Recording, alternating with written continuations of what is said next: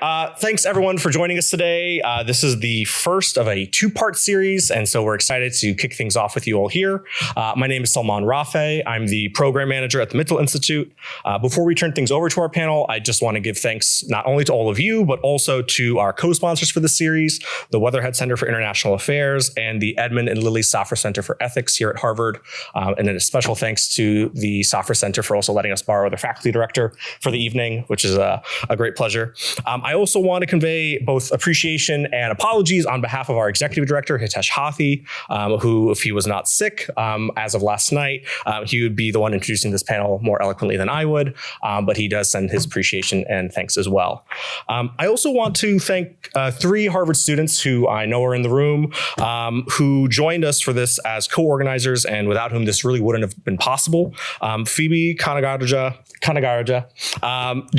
Jess, I said I was going to work on the names and I didn't. Jess Shakespeare and Sai Rajagopal, who are all right over there, have worked with us. They've worked with us for the past few months to bring this wonderful set of speakers together and are working with us on the next event for the series that's going to be on April 10th. Our journey to hosting this series started with another event on Sri Lanka almost a year ago now. We hosted the current president of Sri Lanka, Ranil Wickremesinghe. That event also came our way through members of the Harvard student community. But in the wake of that event, we heard from a lot of students who had a deep objection to having President Wickremesinghe speak here. And they felt that he presented a very limited view of Sri Lanka's past and present. So Hitesh, our executive director, and our team met with many of these students to hear them out, and we invited them to propose a series in collaboration with Harvard faculty with the assurance that we would be able to sponsor and organize that series. Phoebe, Jess, and Sai, along with Professor Beerbohm, serving as the faculty chair of that series, have been real, true partners in putting that together and helping us put a rich discussion on the past, present, and future Sri Lanka together from the perspective of not only Sri Lanka's people, but its civil society and its resistance movements. So we're just very grateful for our student community and for our faculty community in helping us highlight how we're actively thinking about having conversations on campus that oftentimes deal with deep and fundamental disagreements. And we're just hoping that this can serve not only as a model for us, but also for others on the community at this time. So without much further delay, I will hand it over to our moderator for the evening. Professor Beerbohm is the faculty director of the Safra Center and is a professor of government here at Harvard. His interests include democratic theory, theories of distributive justice, and the philosophy of social science. To list all of his works and accomplishments would probably take our full hour and a half. So I'll just say, just highlighting a few things. His first book was In Our Name, The Ethics of Democracy, and his most recent book is called Gaslighting Citizens. Additionally, he was the 2012 recipient of the Rosalind Abramson Award, which is Harvard's highest annual award for teaching. And he's also recently been appointed the Senior Advisor for Civil Discourse here at FAS. So we're looking forward to having some of that today. Professor Beerbohm, thanks again for joining us for this series and for this event, and I'll turn it over to you. Oh, thank you so much, Salman. And I also want to acknowledge that I feel like I've known Hitesh for a very long time through NPR and hearing him for many years. So when we started talking about this event, it was an utterly familiar voice. There's no more intimate medium than radio. And it's a special pleasure to be here because this is a very classroom where I teach foundations of political thought. And just 2 weeks ago, we thought about the difficult question of commemorations and counter commemorations. And Sri Lanka was one of the cases we considered. And moreover, one of my most recent edited volumes is on reconciliation and repair. And obviously, that's in some ways a theme of tonight's session. So I'm just delighted to be invited to play this role. And the language that they use for this event, the diversity of resistance to governance and decision-making has taken many forms. Who has led this recovery? How has it fallen short? And who has been historically left out of the process? I really think helps frame our discussion tonight so beautifully. So let me introduce these three panelists. Madhura Rajarantan is faculty at the Department of International Politics at City University in London. She specializes in comparative politics, conflict management, international relations, with a regional focus on South Asia, specifically India and Sri Lanka. Her research interests are situated in the areas of comparative politics, conflict management, and international interventions. And she has an article, a beautiful article, The Policy Shaping Capacities of the State, and has a book from Oxford University Press, Tamils and Nation. Mario Arulthas is doctoral candidate at the Department of Politics, SOAS, also University of London, and he's working on nationalism. He's worked on international advocacy related to Tamil political issues, transitional justice, and human rights protection for several years, including his doctoral studies. And that his advocacy roles have included director with the Washington, D.C.-based advocacy group People for Equality and Relief in Lanka, Pearl. And finally, Kate Cronin-Furman is professor of human rights and director of the Human Rights MA. She's at the Department of Political Science, University College London. There's a pattern here, right? She also has a Juris Doctor and has practiced law in New York, Cambodia, and The Hague. Her research focuses on human rights and the prevention and punishment of mass atrocities, and she's published in more journals than I can read here, from World Politics to the International Journal of Transitional Justice. She's also done commentary for, more locally, the Washington Post Monkey Cage blog. She's held fellowships at many places, including Harvard Kennedy School's Belfer Center for Science and International Affairs. And I'd recommend a recent piece, Human Rights Half Measures, Avoiding Accountability and Post-War Sri Lanka. So we're going to go in that order with about 10 to 12 minutes per speaker, have a bit of a panel discussion, but also reserve plenty of time to have open questions with all of you. And so I'll turn it over. Okay, thank you very much for that introduction. So I'm going to talk about the character of Sri Lanka's crisis and how it emerged. So if we start really when it exploded in May 2022, for the first time in Sri Lanka's very troubled political and economic and financial history, Sri Lanka defaulted on its debt. It had never been particularly fiscally secure or stable, but this was the first time that there was an actual debt default. And shortly after that, amidst roiling protests and gas shortages, electricity blackouts, first the prime minister, then his brother, the president, resigned, practically forced out by crowds of people. So this moment, this middle of 2022, is a marked moment of disjuncture. We were just having a conversation earlier about when crisis begins and ends in Sri Lanka. It's really hard to tell. But it's a moment of disjuncture and arguably even rupture. So my kind of just remarks today are really about what are the shifts in the tectonic plates underneath this? What are the shifting tectonic plates that produce this kind of rupture, even for Sri Lanka's very troubled, very bloody history? What leads to this marked kind of discontinuity? So my kind of suggestion is that a helpful way of thinking about it is that it's a sign of the economic, political, and fiscal unsustainability of the Sinhala Buddhist state. So what do I mean by this? So first of all, Sri Lanka's kind of state formation process since independence, I'm sure many of you, familiar with its state formation process since independence, is one of ethno-nationalist majoritarianism. That has been it's not a red thread, it's like a red tube or a red tunnel that runs through Sri Lanka's history. And that is a kind of a state and public institutions, as well as many civil society institutions that are really geared towards securing the political, cultural, and economic dominance of the ethnic majority, which is the Sinhala Buddhists, right?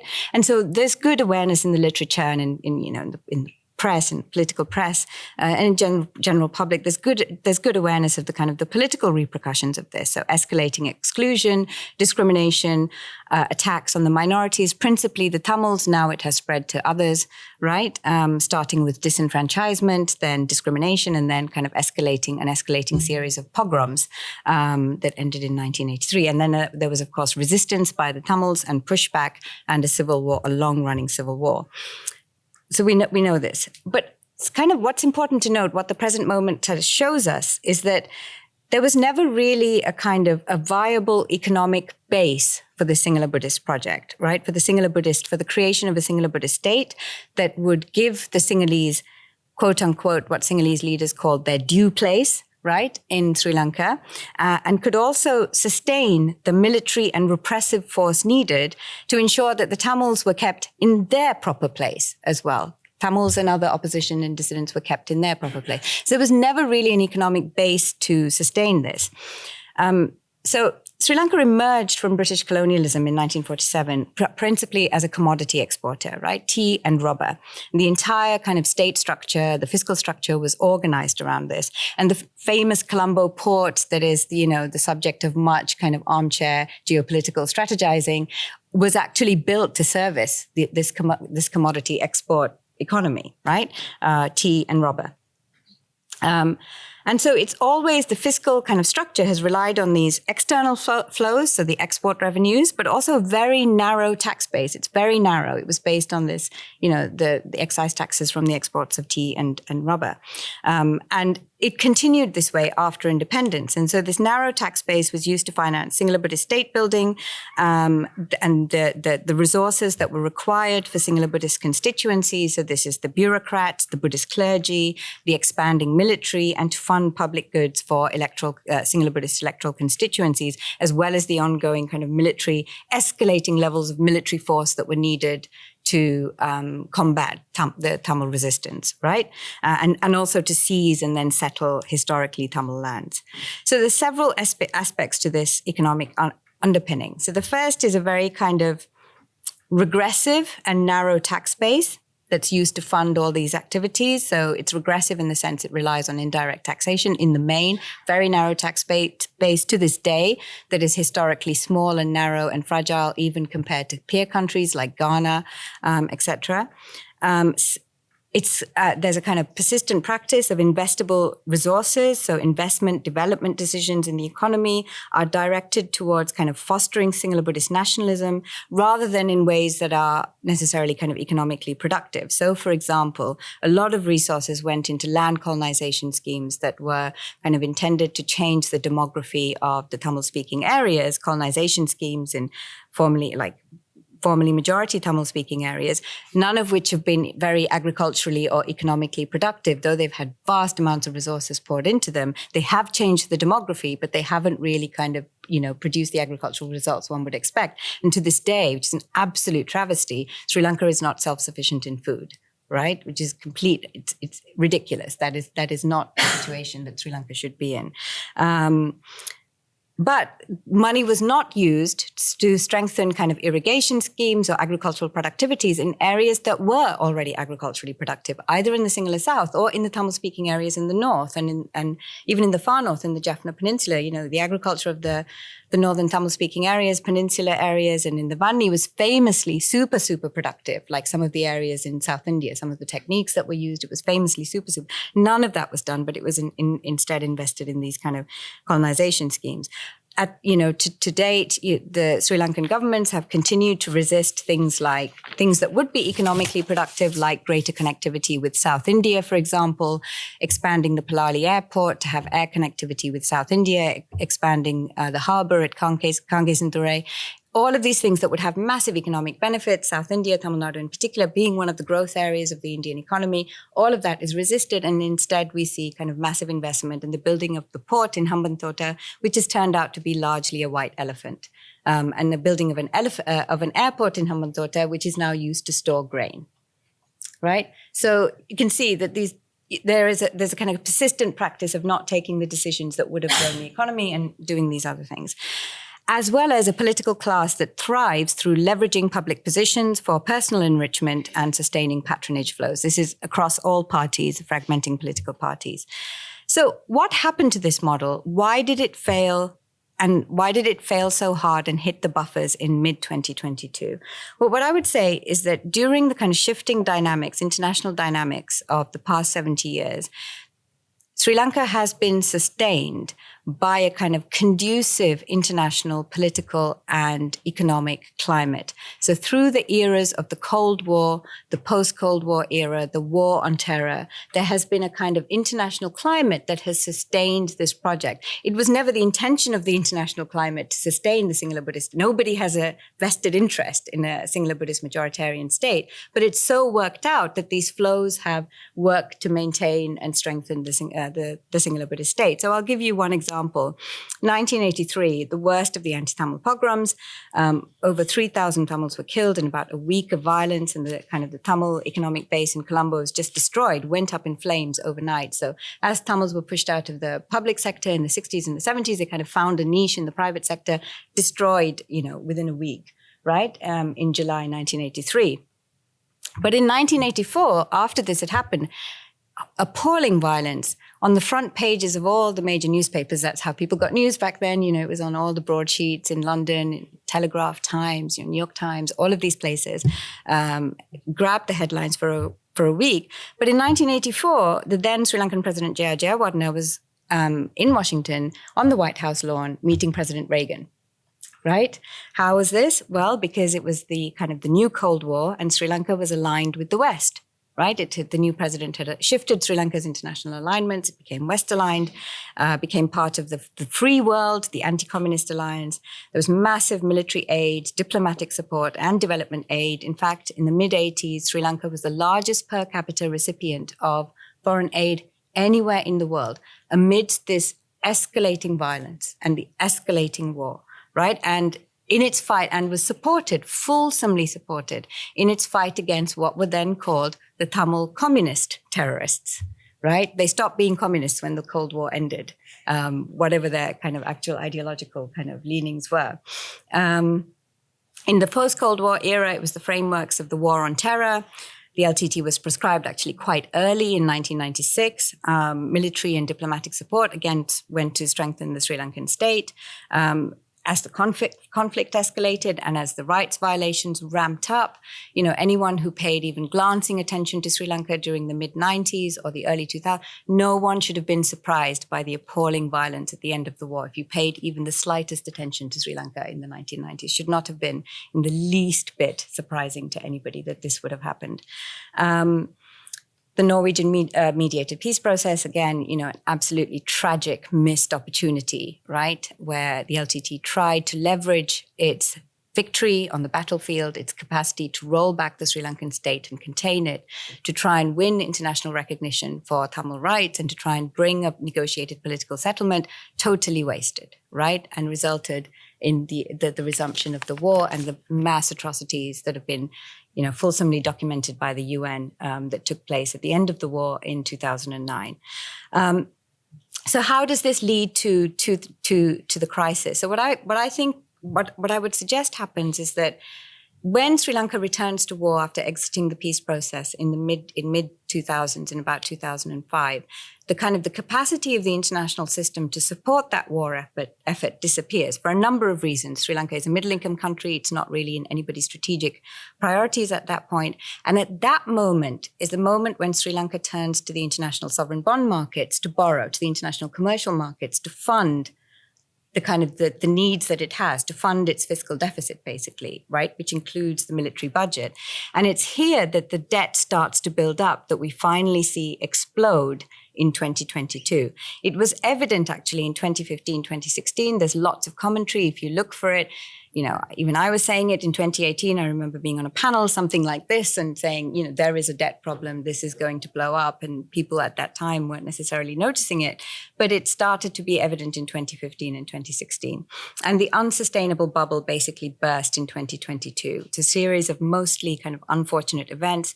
The April 2019 Easter Sunday terrorist attacks, the COVID-19 pandemic, all of these things basically meant that those external flows dried up, right? So tourism, remittances, all of those things dried up. And as I mentioned previously, this very, very narrow base, hugely dependent on external flows, just the taps got turned off and it became very, very brittle. The sovereign, the debt rating was also reduced by the ratings agencies, by I think Fitch first and then Moody's, whoever. And this then led to the events where we saw huge crowds outside the presidential palace, storming the gates, and the president having to flee. So where are we now? So, I mean, my thing is, I don't think that this problem has been fixed. I don't think that the singular Buddhist state has found new sources of sustainability in the past few years.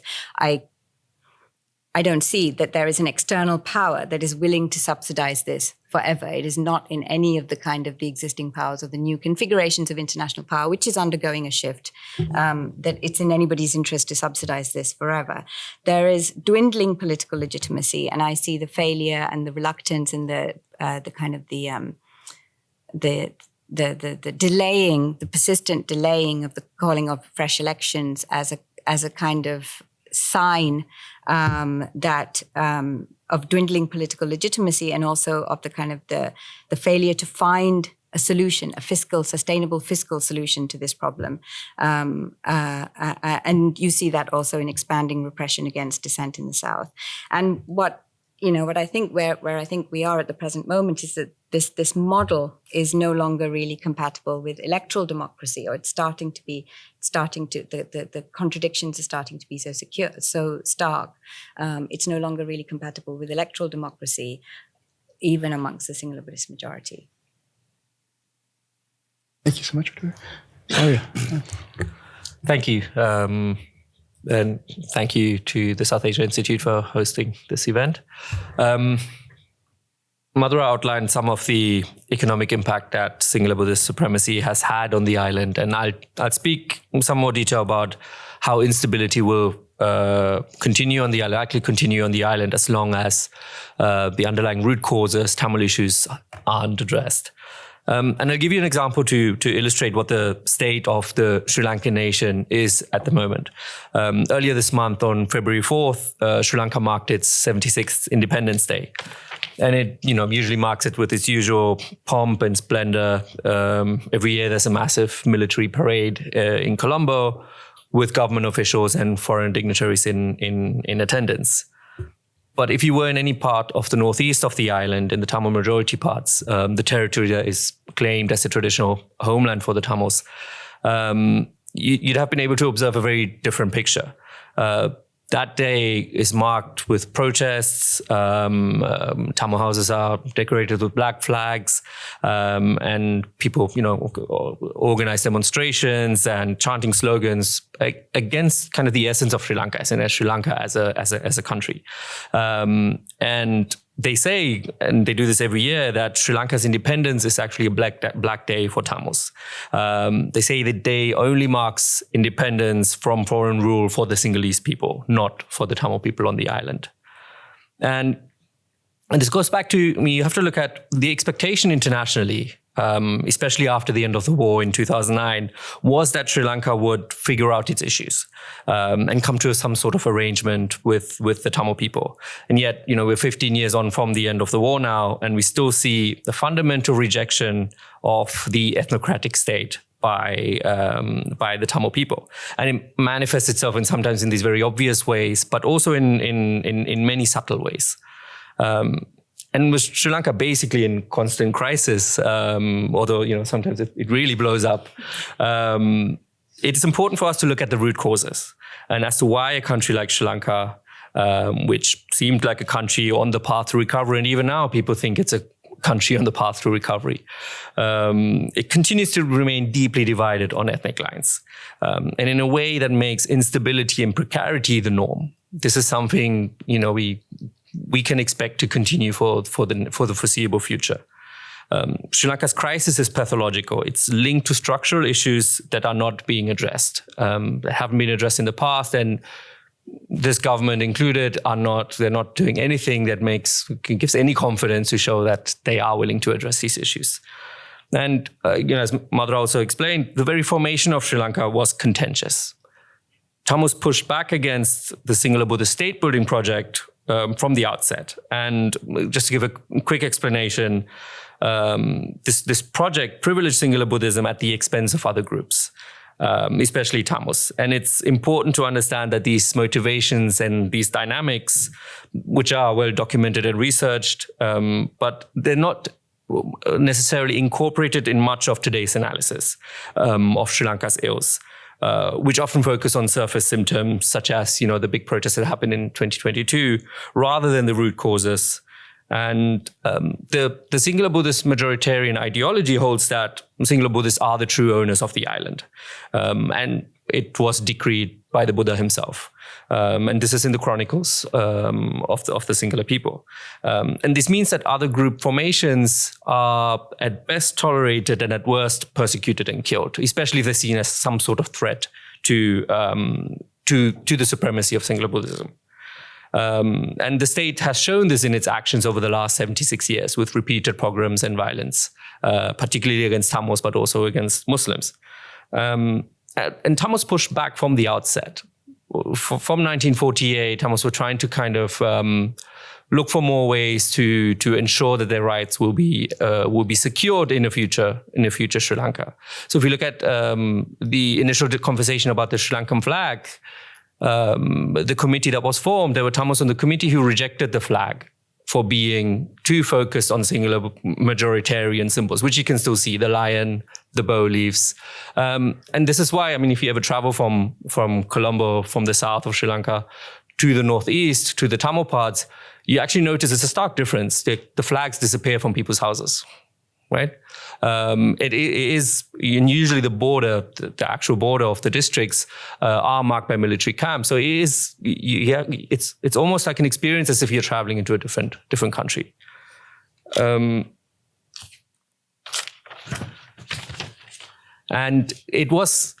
it's in those early years that kind of the Tamil political identity was formed and strengthened. In 1951, the Federal Party had its first convention, and it laid out the case for distinct Tamil nationhood. And it demanded it be accommodated in a federal setup. And this laid the foundation for the continuous Tamil resistance that we see until today. And it started to normalize the idea of an Ulam Tamil national identity, which is brought together not just by language and culture, but also in the face of oppression by a racist state. And the very idea of Sri Lanka as a Sinhalese ethnocratic nation state was thus contested and resisted. And it is in this contestation that we can find the roots for Sri Lanka's not just failure to build a cohesive nation, but actually increasing polarization since the end of the war. Of course, the peaceful Tamil agitation was repeatedly met with state-sponsored violence in the 50s and the 60s and the 70s. And it is only after 25 years of peaceful demands for Tamil rights that the Tamil parties came together and decided the only solution is to call for a separate state and to go for full-out independence. And I won't go into too much details. This has all been well documented. But throughout Sri Lanka's history, therefore, Tamil resistance has been consistent in pushing back against the ethnocratic state. And what's important here is that Tamil nationalism, which was assumed to be a top-down phenomena, driven by Tamil political parties at first, and then more significantly by the LTT over 30 years of war, it continued to grow after the end of the LTT in 2009. And this is actually quite remarkable, and it went against the prediction of many analysts at the time, especially with the defeat of the Tigers. And I think the most stark example where you can see this, where it's demonstrated, is on November 27, which is Maviranal, the Tamil National Remembrance Day, where Tamils commemorate those who died fighting for the LTT. And since 2009, we have actually seen a steady increase in the observance of these events in all areas of the Northeast. The organizers are still harassed and even arrested and tortured for their efforts, but the numbers have swelled into the thousands from the initial hidden ceremonies that occurred right after the end of the war. And the military is watching, and the military is filming and often question the people who are participating in these events. And this is a very obvious manifestation of how Tamil nationalism continues and is growing in a certain way. But there are also very many less obvious ways in which it continues to manifest itself in the way that Tamils speak and behave in the everyday. I don't want to get too much into the detail, but the normalization of Tamil nationalism in the absence of the LTT is key to understanding why, for example, the 2022 protests in the South failed to garner much support amongst Tamils. And I'm going to talk quickly about the the protests in 2022 that ousted President Gotabaya Rajapaksa. Unlike in the Northeast, resistance and protests in the South have waxed and waned, largely motivated by economic issues. And while much of the Western and Colombo-based media portrayed this process as a national protest, people have come together, it united the country, this was not really an accurate picture. While Tamils from the Northeast, of course, were also opposed to the president and to the Rajapaksa government more broadly, they largely stayed away from the protests for multiple reasons. But one of the key points that was raised again and again is that the protesters, mostly Sinhalese, refused to include Tamil grievances in their broader demands. And these protests were not pluralist and therefore not particularly open to include Tamil issues. And Tamils were actually asked to set aside their, remember, very long-standing demands for economic betterment, in service of economic betterment, because it was seen as unhelpful to, at this point, at this juncture, to speak about justice for genocide or self-determination. But 2 years later, we're here today, and the Colombo protests are no more. But Tamils are continuing to resist. The families of the disappeared last week marked 7 years of continuous protests. Right, and I guess the question for Tamil people at the time in 2022 was, which I heard repeatedly, I was there when the protests were happening, was, we've been protesting all this time, and now you expect us to jump on this bandwagon, and then tomorrow when you're done, we will again have to go back to our own little corner in the Northeast and protest there with no support, which is basically what's happening now. So to conclude, an analysis of Sri Lanka's continuing malaise is incomplete without engagement with its root causes: singular Buddhist nationalism and the continued resistance by Tamils to it. And it's often somewhat implied by the international community and by the Colombo-centric, very Colombo-centric analysis, civil society and others, that Tamils should accept this level of second-class citizenship and accept singular Buddhist hegemony for the greater good of the country. But if anything can be learned from, especially the last 15 years since the war ended, it is, unless the underlying issues and root causes for the conflict are addressed, precarity and instability will continue, particularly in the state's relationship with its Tamil citizenry, but of course with wide implication for Sri Lanka and the region. Great, thanks. Thank you, everyone, for coming. Always love to hear both Madhura and Mario talk about Sri Lanka because, unlike me, they're true experts in the country context. So I'm going to talk a little bit about what I know well, which is about the relationship between repressive states and the international community, and Sri Lanka as an example of that. So both of our previous speakers, I think, have given a pretty persuasive case that the Sinhala Buddhist state is fundamentally unsustainable as both a political and economic matter, and that all of the moments of crisis that we have seen in Sri Lanka since independence are produced by these dynamics. So when I first saw the title for tonight's panel, Crisis in Sri Lanka, my initial reaction was, which crisis? And I think, there's a solid argument for viewing the state as one of perpetual crisis. But that's not how external observers tend to see it, right? Instead, external actors involved in Sri Lanka tend to talk about very discrete moments of crisis and to try to address them on an ad hoc basis. So I'm going to talk a little bit about why that is and what the consequences of that approach are. And specifically, I'm going to talk about the way that the imposition of designations like post-crisis or post-conflict actually impede external observers' ability to see and understand the longer-term dynamics that both Madhura and Mario have talked about, and why this should really worry us. And by external observers, I'm talking here about global North governments like the US, the UK, and Canada, all of whom have been super kind of involved in Sri Lanka's business. But I'm also talking about international agencies and non-governmental organizations that do development, rule of law, and human rights work. So Chris Blattman, who's a scholar of conflict and development, has a quote in his recent book that really struck me, which was, "The places are wildly different, but the recommendations are suspiciously similar." And what he's talking about there is the way in which development and rule of law and post-conflict measures and interventions are centralized, right? They are a package of interventions that are understood to be appropriate to certain types of contexts. And this means that a great deal of importance is placed on the labels that are used to sort contexts into categories, which then dictate that appropriate set of interventions. And this approach really reflects and also reinforces the structure of funding in the development sector. So that often depends on performance that as judged against a standardized set of indicators. And it also reflects the structure of labor, right? Much of the decision-making and development, humanitarian aid, peace building, rule of law work gets done by relatively junior people on 1 to 3 year placements who have really limited context knowledge about the places they're making decisions about. This is actually similar to the structure of labor within diplomatic missions, right? Most people in embassies are on about a 2-year rotation.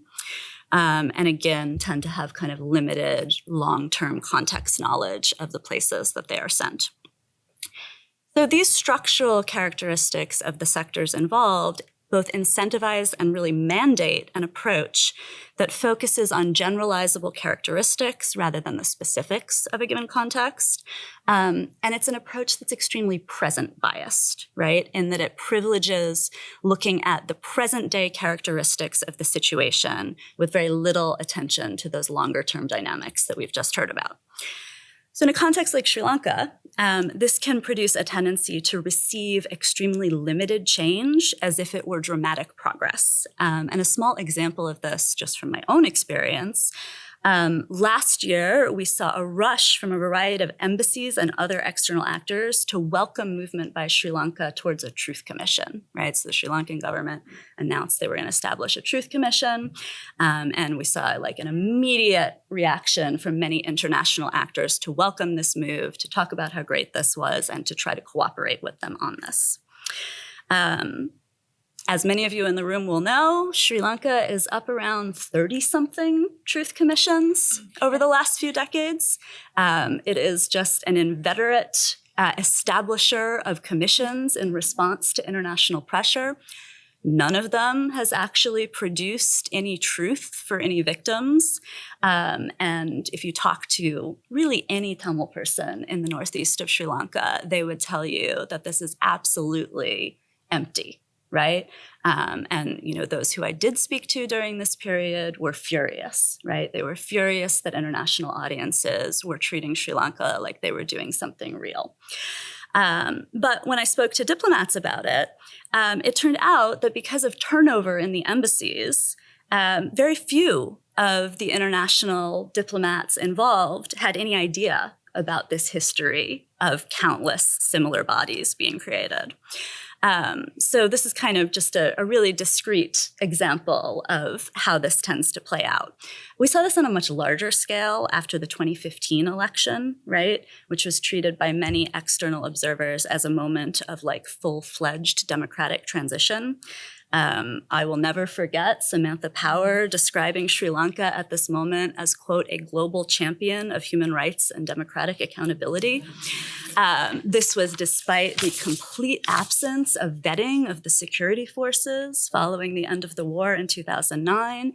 It was despite clear statements from both the president and the prime minister saying that they would never prosecute any of the military for crimes committed in the final phases of the war. And I think, you know, we've seen over the last week, actually, comments from American diplomats. We saw Assistant Secretary of State Donald Lu calling Sri Lanka the great comeback story for its recovery from economic crisis. So I think arguably we're seeing something quite similar with regard to the economic crisis that we saw with regard to the alleged democratic transition. So let me flag 2 sets of problems that occur as a result of prematurely labeling things as post-crisis or post-conflict this way. most obviously, it makes the speaker look like an absolute idiot. In retrospect, when it becomes apparent that one crisis's post is just another crisis's pre. But more importantly, it's a problem because the policy decisions that flow from these labels actually undermine prospects for real change going forward. So on human rights, which I'm going to talk about because that's my area of expertise, when external actors ease up on pressure at that first sign of progress, it leaves domestic activists exposed and unsupported, right? It's like the rug has been ripped out from under them to see international actors suddenly saying, yep, Sri Lanka's doing great on human rights, no problem here, let's move along. And it also enables governmental repression. So in a context like Sri Lanka, this is a huge problem. As Mario has just said, Sri Lanka's form of government is what political scientists often call an ethnocracy. The characteristics of an ethnocracy are that it's membership in the dominant ethnic group and not citizenship that determines access to resources and political power. And additionally, the dominant ethnic group controls the state apparatus and so is able to shape the political system as well as individual pieces of legislation to entrench that superior position. And what that means is that often the state security force's primary function is not peace, it's not territorial integrity, it's not even the country's strategic interests, it's protection of the majority ethnic group's control. And that has significant consequences for the way the state deploys violence within its borders. And those consequences will range from differential treatment of peaceful protesters based on what ethnic group they're members of. Obviously, we see it in the expansion of counterinsurgency campaigns into attacks on minority civilian populations. But even when ethnocratic regimes are at peace and are formally democratic, hold elections, tolerate something like a free press, the reality is that only members of the dominant ethnic group are viewed as full members of the polity. And so other members of other groups lack the complete panoply of citizenship rights. This dynamic is really easy to observe in Sri Lanka, stretching back to the moment of independence and continuing till today. So we see this clear through line from like the Sinhala Only Act of 1956, which severely disadvantaged the Tamil-speaking population, to things like the One Country, One Law initiative, the legal reform task force that was created a couple of years ago with a militant Islamophobic monk at the head. So these are all kind of the obvious surface level implications of ethnocratic rule. And this is something that we see routinely in very deeply divided societies. But what may be less obvious here is that ethnocratic regimes have a vested interest in keeping those societies divided. And so their leaders will actually intentionally foment ethnic tensions in order to protect that position in power. And what that means is that when these societies are electoral democracies, moments when the regime perceives itself to be under threat or to be losing support can be really, really dangerous, are really, really dangerous for minority communities because their rights are always limited and contingent to begin with. So regimes that think their hold on power is weakening may decline to suppress anti-minority violence. They may engage in ethnic scapegoating. They may use crackdowns on unpopular groups' rights. So, for instance, Muslim religious rights in Sri Lanka are a perennial target here in order to shore up their support with the majority. But these dynamics are all present during periods of stability as well, because ethnic regimes are invested in preserving that ability to employ those strategies in the moments of crisis. So especially in a context like Sri Lanka with a history of serious and systemic human rights violations, we see regimes using the moments of perceived stability to enhance their repressive capacity, right? So it's in these moments when the international community looks away that they are able to bolster repressive capacity such that they have those institutions and those capabilities in place when they need them. So this means that a decision by external actors to declare that an episode of crisis is over, to declare that a country is now in a post-conflict phase, provides like a prime opportunity to both ensure impunity for past abuses and to lay the groundwork for future human rights abuses. I'm going to stop talking now because I think we're probably at time. But let me just flag that, in fact, my sort of engagement with Sri Lanka has been on this issue of accountability for past human rights abuses. I know that's not really what the panel's topic is today, but I know that there are some people in the room who may have questions about that. So I'm happy to answer questions on that either in the Q&A or offline after. Great. Let's first thank our three panelists.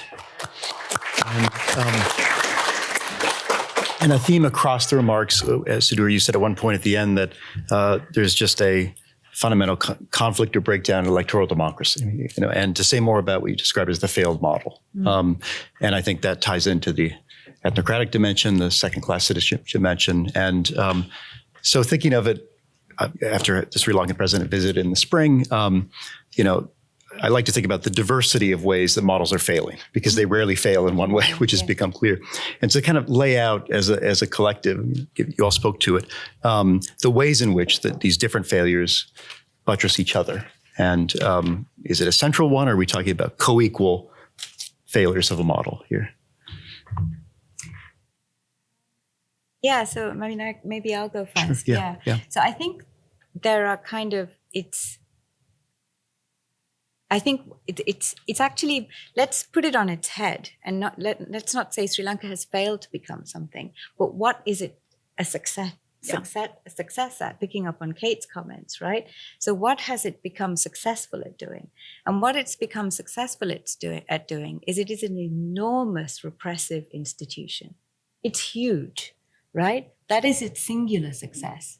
It is an ethnically pure, repressive institution, right? And it has, that success is built year upon year, right? And through the periods of calm. So,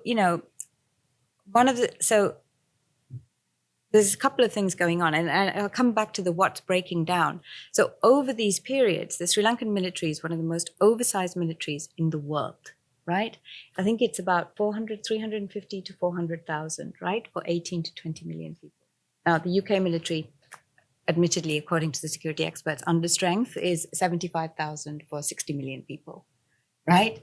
And I did some back of the envelope calculations on this when I was finishing up my book, actually, 100 years ago. The Indian military and the Pakistani military, the Indian military has active border disputes with two nuclear armed states, right? One with China, one with Pakistan. And the Indian military is per capita smaller than the Sri Lankan military. And actually, if the Indian military were to be the same size per capita as the Sri Lankan military, it would be 10 million people. It's actually just under 1 million at the moment. So even the Pakistani military is smaller, right?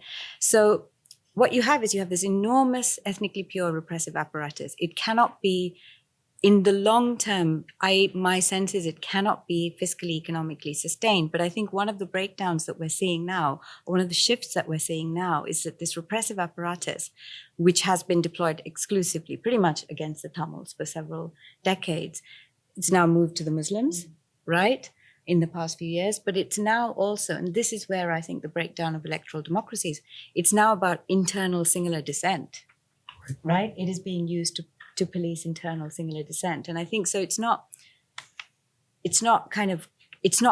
collapsing in an anarchic way.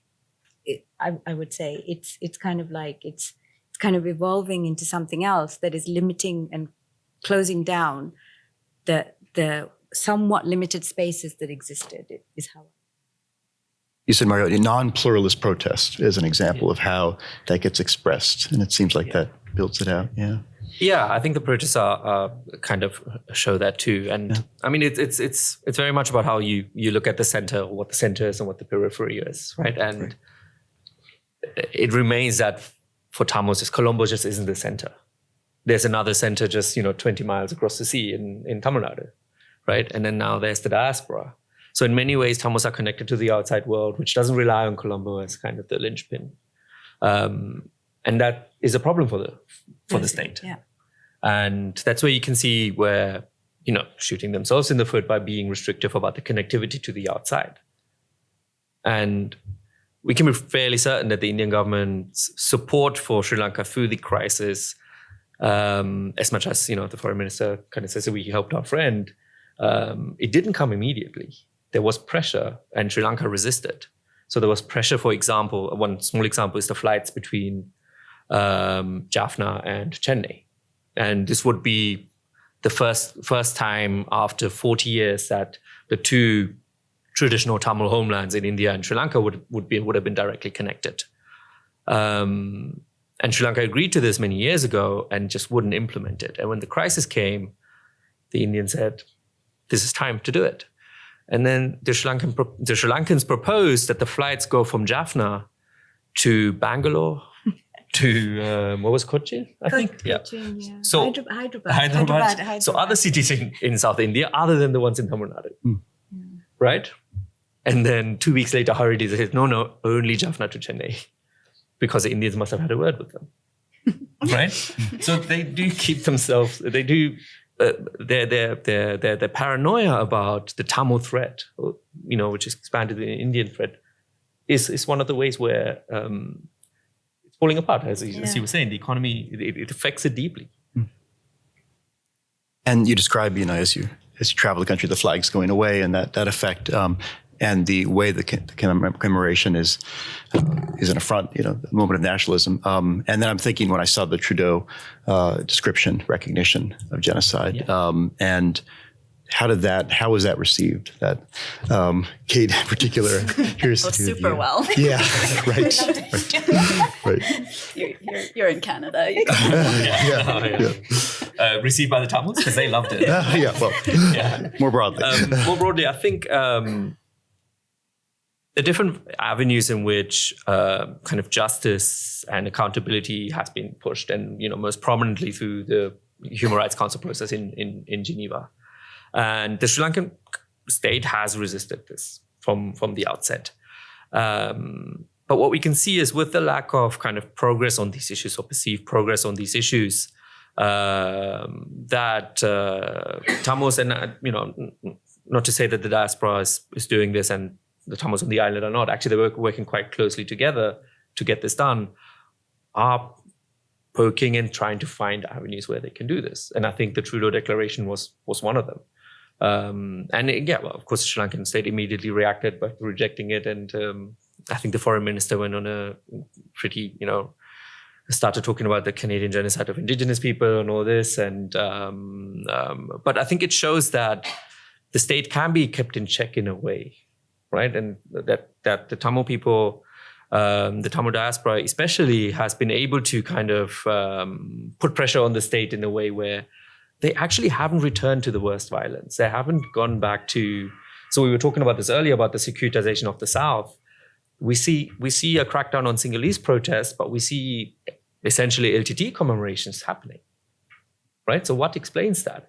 And if you look 3 years back, I think there was a genocide memorial at the University of Jaffna, which was destroyed by the state-sponsored destruction.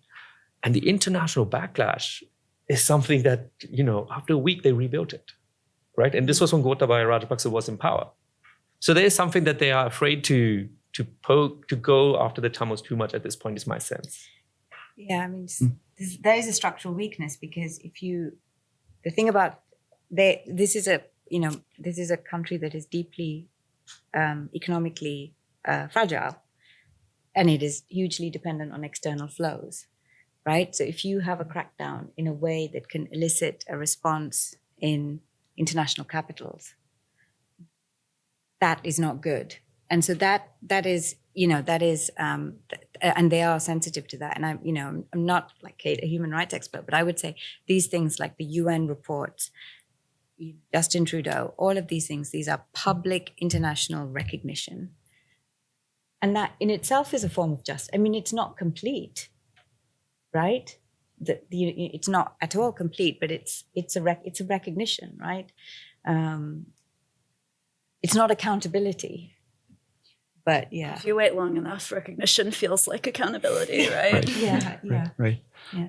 So given the number, when I've taught truth and reconciliation commissions that have been successful, they serve as, of course, critical. The announcement of them is a pre-commitment device, right? We're going to invest this time and we expect the report to follow. But given the number that haven't issued anything. You dig yourself a hole, right? The next one you announce becomes cheaper and cheaper talk. So, Kate, as you see, how does a state, does that make impossible a meaningful commission, given the sheer number you stated? I think what makes impossible a meaningful commission is the lack of political will to actually address atrocities. So Sri Lanka is often talked about as a failure of transitional justice, but I think, similarly to what Madhura has just said, like that's a really wrong-headed way to look at it. They haven't failed at transitional justice. They've succeeded at very intentionally building impunity, right? They don't. There are failures of transitional justice where, the civilian leadership of a state is really invested in, pursuing truth, if not justice, and powerful military figures threaten enough people that they aren't able to make it happen. There are failures of transitional justice when a state's courts lack electricity or computers or the ability to actually imprison powerful military figures. Sri Lanka is not that type of a case. Sri Lanka is a place where the highest levels of civilian and military leadership are implicated in the deaths of over 60,000 civilians. So they have no interest in truly pursuing accountability. And what that means is that all of these commissions are part of their strategic construction of impunity. And, you can see that because you see that the announcement of truth commissions comes side by side with enhancing surveillance capacity, with intimidating victims and witnesses, with a whole panoply of moves that, give the lie to the statement that we are establishing a truth commission. International grandstanding in some ways. Yeah, and you can see that what they say at the international level is directly contradicted by what they say to their domestic audience as well. Like minutes later, it's not subtle. We should open up questions in just a second. I just want to add last couple questions on the economic side, because you mentioned seeing the debt crisis in a way that others didn't, and it sounds like there's been some pushback on thinking about crisis is seized upon by the state, but also moments of greater economic tranquility are seized upon, right? That it's not, that we shouldn't assume that crisis is the fulcrum that the state uses, but it sounds like you described it as less predicted by others, I want to say more about that.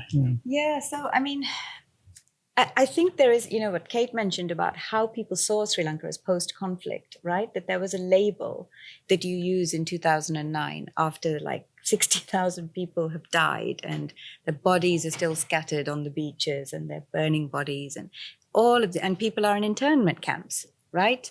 They were in kind of barbed wire, fenced, squalid internment camps, hundreds of thousands of people for months and months and months, right? In that moment, you have these people arriving from various international bodies saying, this is now post-conflict. We're going to rebuild the economy. It's going to be great. It's going to be fine. Pave the road. Pave the road, right? And the roads were paved. They were. They're great. They're great. Pave the roads. And so what happened is that Sri Lanka had this kind of vibes, right? Like people had a boost post-2009. What people didn't see was what that was built on. So people focused on the Chinese angle of the Chinese infrastructure projects, which, weren't particularly helpful for Sri Lanka, but a lot of economists, Sri Lankan-based economists, have said this is not the problem that is causing the debt crisis. The debt crisis is the commercial borrowing at 8 to 10% interest rates. This is the borrowing that is unsustainable. This is the borrowing where you have to borrow more to just pay back the interest on the debt that you've already borrowed. That is the technical definition of you're in a debt crisis, right? And I think the reason that, and it wasn't, by no means it was just me. I was just reading actually just the Colombo Press. And I was reading, and I'm not an economist. I'm a kind of qualitative political scientist. And a fellow theorist. Exactly. Yes, exactly. I also teach a class on political theory. I saw that, yeah. So I'm not one of the number crunchers, but I see figures like Sri Lanka's total revenue by 2017, 2018 was smaller than its debt repayment.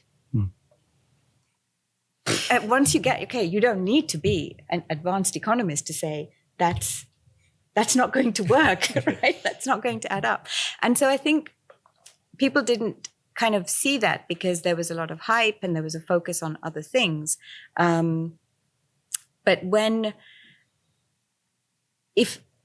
if you had seen that in 2018, and I did mention this, so my department at City University, we have a big IPE, International Political Economy contingent, and I remember talking to my colleagues and saying, this is what it looks like. And they're like, that's not good. That's not sustainable.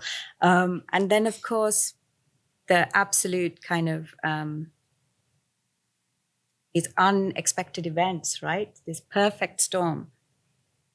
The Easter Sunday terrorist attacks, which dried up the tourism, and then COVID-19. And you lay bare. But I think that moment of intense, it's just a balance of payments crisis. It's a cash flow crisis, right? It's an acute cash flow crisis. You cannot pay back your debt and finance imports of fuel and medicines. That's the position Sri Lanka was in. Acute cash flow crisis of April 2022. That has eased, but what hasn't eased, the question that hasn't been answered is, unlike in 1983, when international donors were prepared to fund this massive violence and this state structure, it's not clear who is going to step up to fund. Like, I just don't know where the funding for this is going to come from, because I don't think any of the major states that are involved in Sri Lanka, whether it's India, China, the US, EU, have any interest in this, in funding this, in perpetuating.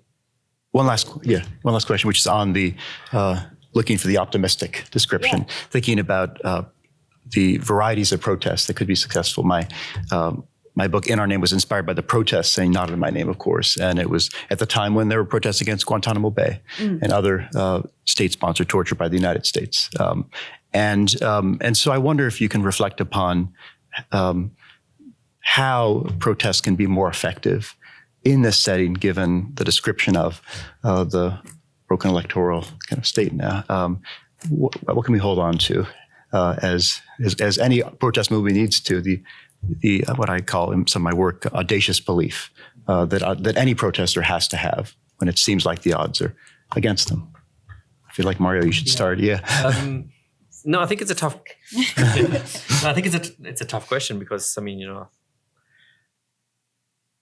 I was protesting on the streets of London in 2009 when it happened, and many of people who are in our older generation, my parents' generation, look at it very bleakly, right? Because they said, yeah, you protested in 2009. We've been protesting since 83 or 1979 or 1978.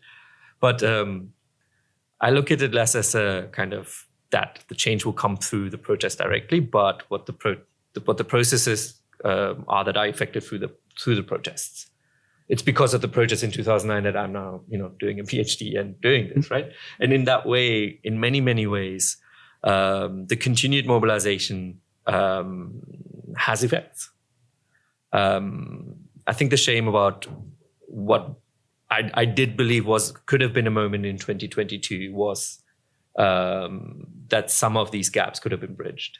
And I went to the protests. I was there. I tried to speak to some people there, but there was just not beyond individuals saying, yes, this is really something we should push. And I know people tried, but there was just no appetite for it. But because that happened, I think there is there's a sense of, we've done this once, we can do this again, right? So I'm not saying I'm optimistic or pessimistic in any way, but I think the continuation of the protests in the Northeast will continue to keep the issues on the agenda, right? And if there's any way that this change is going to happen, it's going to be by these issues being on the agenda. I don't know if you have any. I think. I mean, again, it's a hard case, right? It's not one where systemic change looks likely in the near future, but I think where we see the seeds of possible change is at a very granular level in, the networks that formed out of the protest movement. When I hear, young Muslim women activists talk about the very kind of grassroots protesting they did around the forced cremation of Muslim dead during COVID, which was a real affront to the community and, completely needless on the part of the government. But we saw resistance emerging from communities where we hadn't seen much pushback to the state previously. So I think that combined with the sort of very incipient cross-community relationships and connections, as Mario said, suggest, we've done this once, and hopefully if we have to do it again, we'll do it better the next time. That's right. Yeah. Let's open it up. We have mics around, and I can run 2 of the mics. Who'd like to start? Questions? Yes. Ooh, we'll cross over there. Great. Can you hear me? Mic's right there. Yeah, great. Thank you. My name is Sara Umar. I also belong to South Asia. I'm Pakistani.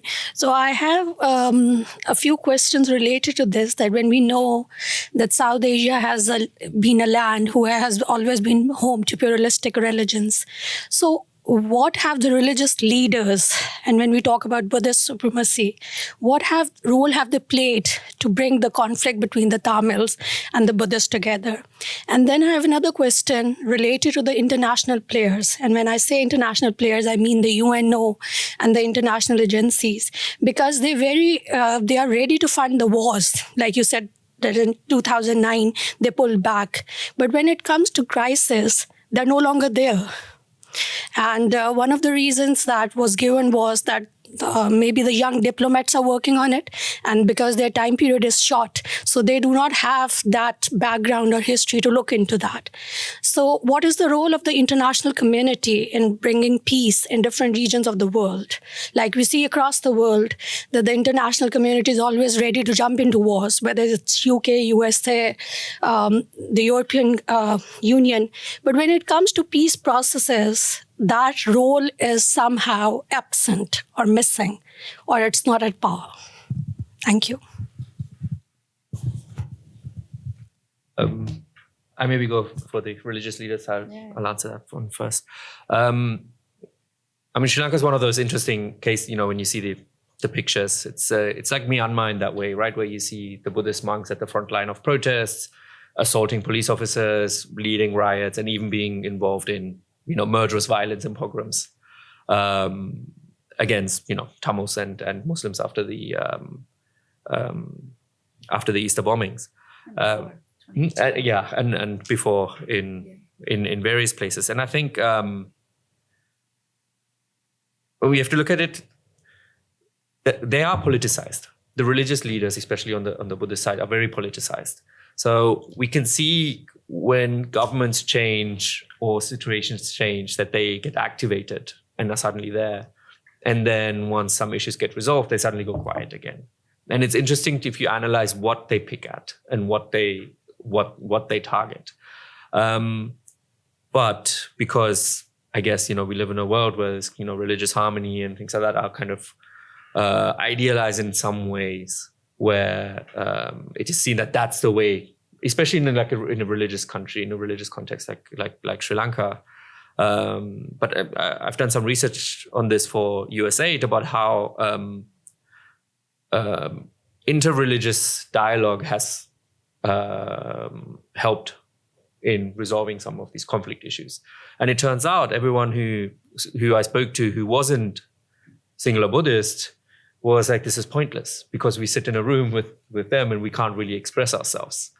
And the questions we asked were, but isn't it important that we are in the room and at least we're talking and we know each other and we have each other's phone numbers? These were the arguments that were put forward for interreligious dialogue. But it turns out in Sri Lanka's case, after the Easter bombing, it was the monks who were involved in these dialogues who were also attacking Muslims afterwards. Right? So I think first and foremost, this is a political issue. Right? And the state has been very good at mobilizing religion for it. So right now, I think today or yesterday, the president again convened his interreligious forum, and it's a massive room. There's like 100 people there of all religions, and I think it's a way to undermine the political question, to take it away from the ethnic question. Because if you look at the Tamils, actually, religion is not the identifying factor.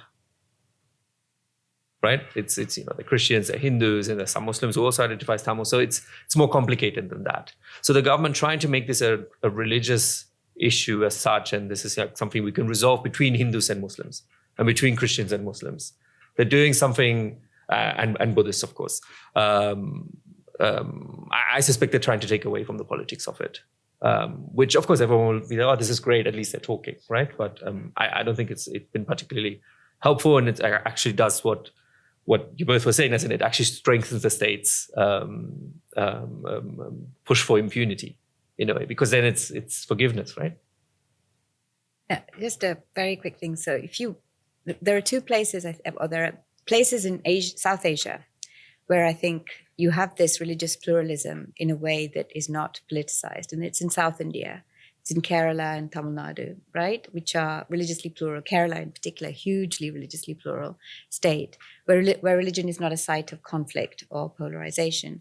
But how that works in Kerala is they do not have interfaith dialogues. They don't do that. And religious leaders are not very politically active. But the reason it works in Kerala is because Kerala's politics is just organized on completely different lines. Right? And it has strong grassroots political organizations, right? Deeply entrenched in communities, but they're just not organized on religious lines. You see, you do have like very kind of deeply kind of observant religious communities in Kerala, Muslims, Hindus, and Christians, and very old like religious communities in Kerala, but that's not how they organize themselves politically. And I think to me, like it's resolving the religious question in South Asia is kind of a sort of modified secularism like that, yeah. And that might be why in your policy shaping paper, Yeah. state capacity, you were thinking about these regions, right? That they have a way to do that.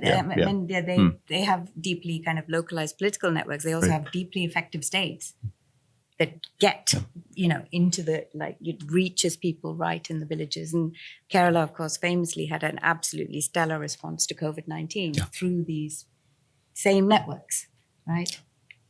Great. Open it up. Hi, this is Krishantan. I'm from Sri Lanka. So the question about the religious leaders and how the religion is politicized in Sri Lanka. So just to give you an example, if you take the constitution in Sri Lanka, there's a separate page itself. It tells you the government must give first and foremost, it should protect the Buddhism, and it should give first and foremost respect to the Buddhism. It doesn't say anything about the other religions. It says Buddhism. So then it says, I think section 1.2 or 1.3, I don't remember the number, it says Sri Lanka is a secular country. So you can see that's a difference. So that's how the Buddhism and the religion is politicized in Sri Lanka. I think she asked another question. I don't know, we skipped that, how are the international entities, how are they going to jump in for the peace process? I had the same question because I was there in 2009 when the war was happening, especially in North. So I know what happened. So for the war, in terms of war, we know, like everyone knows, who are the players in the war and who are the suppliers for the war, and also are they going to encourage the peace? It's been 14 years, but how are they going to encourage the peace, and how are they going to how are they going to promote the accountability? What happened in 2009? Some of them are the suppliers for the war, and now they are promoting the peace. How are they going to accept and take the accountability? Is it going to happen? So that's the other question I have. Thanks.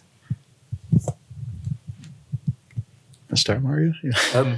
I mean, I think the constitution point is really important. I mean, as you said, it does say, singular Buddhism is given primacy in the constitution. And about the religious dialogue, which I, should have mentioned, that's kind of assumed in these dialogues, right? That singular Buddhism is still above this. Like it's these dialogues are never about questioning Buddhist supremacy, right?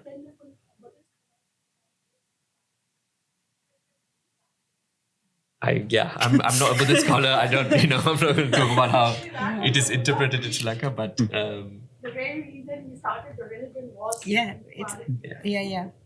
against Hindu orthodoxy, right? In the caste system, but just to go back to your second question about the international community, there's two things. Firstly, the international community has always been in Sri Lanka, right? It's not a local conflict. It's a transnational conflict, right? As I mentioned, 1983, right? The escalation of the military. So the international community has always been in Sri Lanka. And how can they support peace? Well, every war that Sri Lanka has fought has been a war for peace. They've actually called it that, right? Every single one has been a war for peace. So whenever people are in wars, including international actors, the problem is not that people don't want peace. The problem is that people have very different conceptions of what that peace is, right? And that take any conflict zone that are active at the moment in there. Obviously, tragically, at the moment, there are many, right? All of the actors there are committed to peace. What's in conflict is that they have very different understandings of the peace. And what's so tragic about Sri Lanka is that there was a moment of massive international intervention in Sri Lanka in 1999 to this Norwegian peace process, right? And effectively, the space for the Norwegian peace process was opened by the LTT fighting the Sri Lankan state to a standstill, right? That it created a balance of military power that opened the possibility. It was the LTT that brought the international in, right? Said we must have an internationally mediated ceasefire. It must be internationally mediated, right? The talks have to have international participation because naive belief, we can persuade, we can convince. Totally, like I was doing my PhD at that time. I was kind of involved. I was closely observing. I look back now and see how utterly naive that was, right? And completely just through that, just set that chance on fire, right? Because the international actors involved had a totally different understanding of what peace has to be. You don't have to negotiate. You don't need a balance of power. You don't need to take long-standing issues into account. No, you just do these reforms. We've got a package. We've got a package, right? We have a package. You just implement the package. And if the LTT is in the way of that package, well, then you just let the Sri Lankan state sort of reduce it a bit. And then you can implement your package. And then by January 2009, Obama had just been elected. Oh, whoops, they've gone too far. We didn't want them to go that far, right? Let's try and get them to stop. And of course, by that point, as this expression goes, the dog is off the leash, right? And it was violence that allowed Tamils to go for maximalist demands, right? And it was always the LTT was always blamed for the Sri Lankan state not acting on Tamil demands. But after 2009, the state, the maximalist demands were completely gone, and then federalism was thrown out the window. And now the provincial councils haven't had elections. So now the political bar of what actually seems possible is actually the lowest it's been since independence, right? These people are because there's a willingness to settle, it's not non-maximalist. The Tamils aren't settling. They're not willing to settle, but I think what's acceptable in conversation, federalism was the moderate position in the 2000s. And then after 2009, federalism became the F word that we shouldn't say because it's too, and now, there's only one party that openly kind of pushes it. I saw a question there and there as well. So we can go 1, 2. Yeah. Oh, and there's. So you spoke a little bit about what it meant for Canada to recognize the genocide of the Tamil people. But I look at that and I wonder how much of that is there's a large Tamil diaspora there. It's great electorally for Justin Trudeau. And while it's healing psychically, what are international mechanisms we can have to acknowledge genocide, maybe in the present tense, while it's still happening, and enforce mechanisms to maybe stop that? We can look at other conflicts that are happening today, and I'm looking back at 2008 and thinking, what could happen if we bring these terms to light much earlier, and what are the processes to do these in a rigorous way that lend credence and truth to the claim? Want to start? Yes. I can answer that. You're not going to like the answer. I can give two answers to this. Legally, there is no greater impact to something being labeled genocide versus crimes against humanity versus war crimes in terms of what anybody outside the country is required to do, right? So I think often victim populations feel very strongly that if they are able to get external actors to recognize that they have been subjected to genocidal attacks, that this will change something in their structural position. It does not, unfortunately, is the reality. That said, it can be incredibly meaningful to hear that recognition, right? And to see that other audiences understand what has happened to you the way you understand what has happened to you. Obviously, this debate is playing out right now with regard to Gaza, right? And many, many Palestinians feel that what they are being subjected to is a genocidal assault. And so there's been huge push internationally to use the term genocide and to say that Israel is a genocidal state. But the reality of state sovereignty, the reality of the way the international system is set up, the reality of the fact that, even the human rights framework is essentially a status quo reinforcing framework means that there is a limit to the immediate impact of those terms. Where it is meaningful is in the creation of focal points for activism, in the indirect impacts of having the term become more normalized, in the way that having enough other states say genocide and condemn Sri Lanka's actions slightly changes the set of incentives around bilateral relationships that Sri Lanka has. But none of that is immediate and none of that is automatic, right? So when we get these moves like Trudeau's statement, that's the result of incredible effort on the part of activists fighting for that. And the initial bang for the buck really doesn't necessarily look like it's worth it. But at the same time, it sets a new threshold, right, for another round of incredibly effortful activism, right? So this is always a process of very, very slowly and painfully, honestly, moving the needle.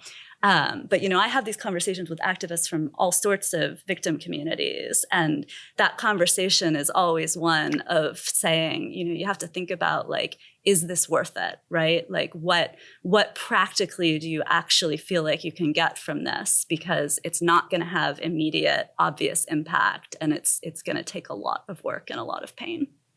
A question down here, then back there. Yeah. You're next. Hi, I'm Sifat from Bangladesh.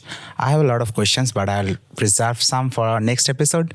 But for now, what I'm interested in, throughout this time period, let's say post-1980s, what was the role of bureaucrats? So there were some young bureaucrats who have joined state institutions, and they had a different mindset. They had different values. So throughout this turmoil, let's say in early 2000, late post-2009, how has their role been evolved? And what about the academicians? And I'm interested both in general and across ethnic and religious lines. So what are the role of bureaucrats and academicians? It's kind of, you would, one thinks of Weber when one hears the word. One always thinks of Weber. This ideal of the bureaucrat who can see the problem and come up with a technocratic solution, even because every problem has a technical solution. Sri Lanka has managed to avoid taking any of those technical solutions and successfully avoided. But there's a context to the bureaucracy in Sri Lanka, right? And the extent to which it is politicized and captured. And this varies across South Asia. I mean, I know India more than Bangladesh, but I know that like some sections of the bureaucracy in India are more independent of the political parties, and some are better than other bits. What's happened with Sri Lanka is really since about 1956, since the introduction of the Sinhala Buddhist Act, the full-scale sort of ethnic transformation of the state, the bureaucracy is really ideologically orientated towards Sinhala Buddhism. It is pretty much Sinhala Buddhist also, right? At the highest levels and at the lower levels as well. But also there's a lot of politicization of the bureaucracy, right? So as the political parties change, the bureaucrats will also change, right? And so which means that there isn't a capacity to act independently of the political parties.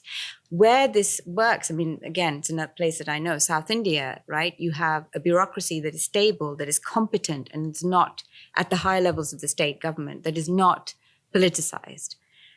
Why that works in South India is not necessarily because the bureaucrats themselves, the officials themselves, are any better or worse than in any other part of South Asia. It's because the political parties respect that. Right? Yeah. So the fact they were young, you're suggesting young administrators, right? Was that part of the modifier, right? Yeah. I think that the crucial variable there is not the age of the bureaucrat.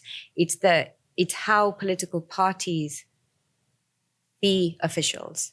So where you have systems, where like the political leaders see competent officials as something to be protected and something to respect, right? And sort of the two states in India that I know well, India, Tamil Nadu and Kerala, that's true.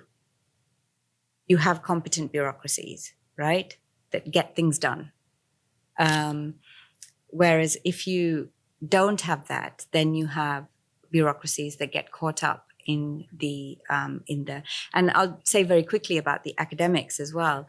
Look at what's happening to higher level, the kind of elite institutions in India, right, under the Modi government, right, which have been real kind of valuable spaces of intellectual production and exchange for so many decades, right? And a lot of people have been through these institutions like JNU and various other places, right?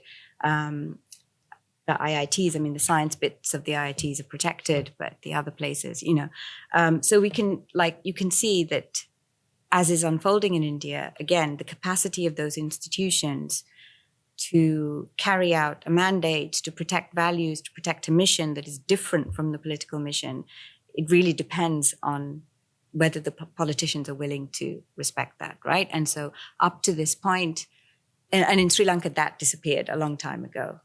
We can see that process unfolding or at play in India at the moment. There's a question in the back. Yes.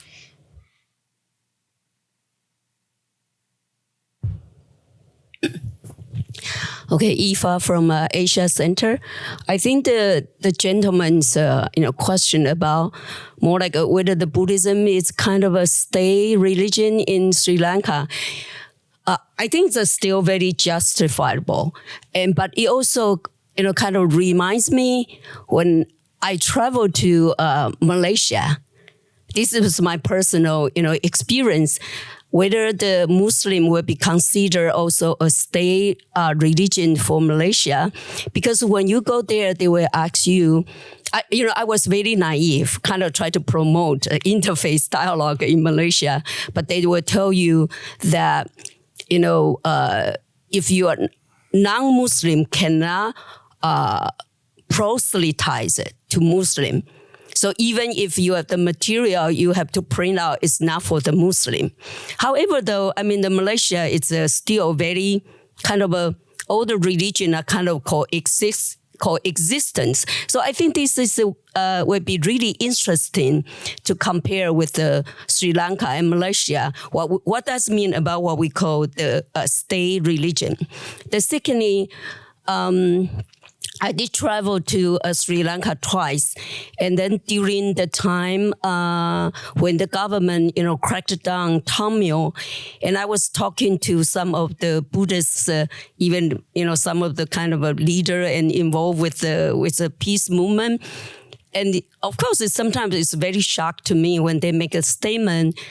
I said, well, why you support the government to crack down Tamil?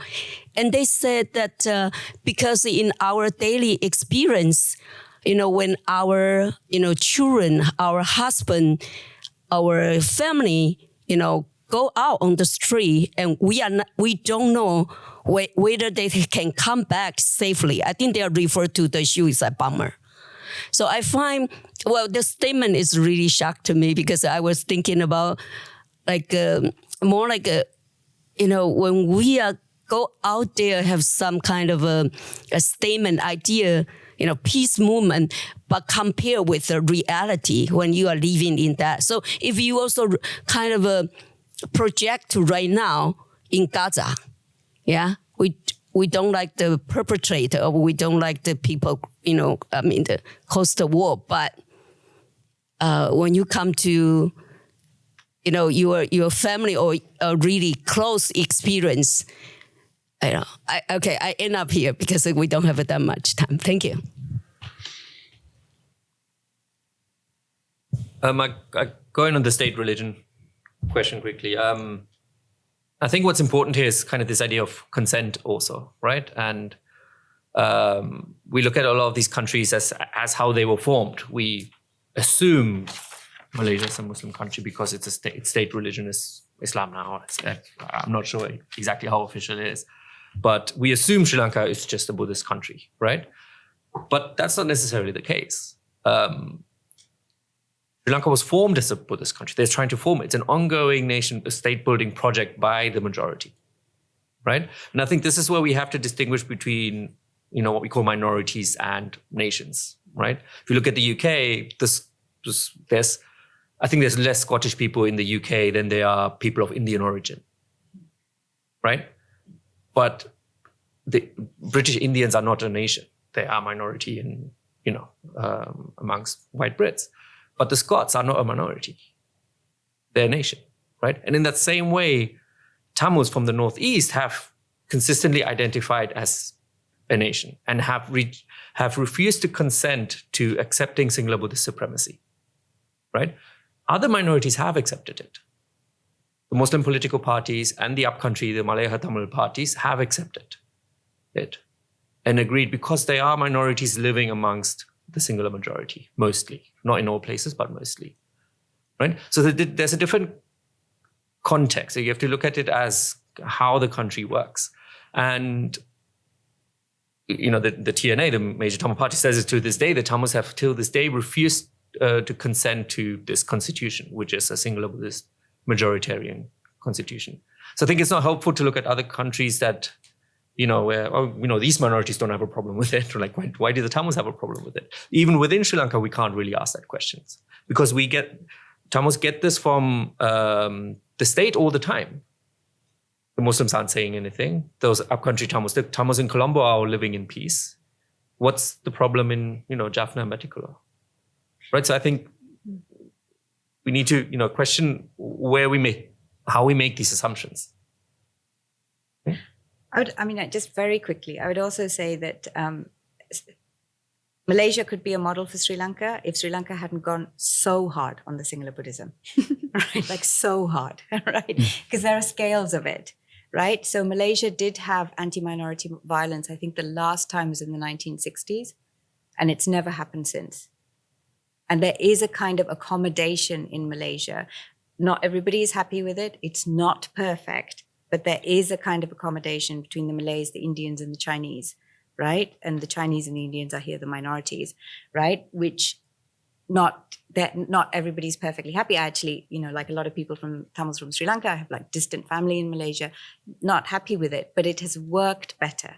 It is better than Sri Lanka, where repeated pogroms, repeated closing down of economic space and economic capacity, right? So Malaysia has there is an aristocratic element to Malaysia. The same language, Bumiputra, the sons of the soil, the Indians and the Chinese are seen as a kind of commercial minorities, right? Alien kind of commercial minorities. But Malaysia has just not gone as hard down that road. It's just, yeah. One of my known bugs as a moderator is I hate to cut off dialogue, but it is time to invite you to join us for a reception in the foyer. And I want to acknowledge the East Asia Center, the Safra Center, the Weatherhead Center for co-sponsoring this event, Salman's work, Hitesh's work, and most importantly, Medora, Kate, and Mario. Thank you so much for your cross-cutting comments that were so rich and interesting. I appreciate it. Thank you. Thank you. Everyone, as mentioned, there is some chai and samosa outside, so we hope you do stick around, at least for a bite and a warm drink before you head out into a surprisingly warm but windy day. But also, I do encourage you all to join us in a few weeks on April 10th at noon. We'll be hosting the second part in the series. You can scan that. You can also find the information on our website. We'll have more information posted in the coming weeks, and that'll be a lunchtime seminar. So if you want more food than you're getting today, then definitely stop by on the 10th. I encourage it. Feel free to reach out if you have any questions, and thanks again for joining. Take care.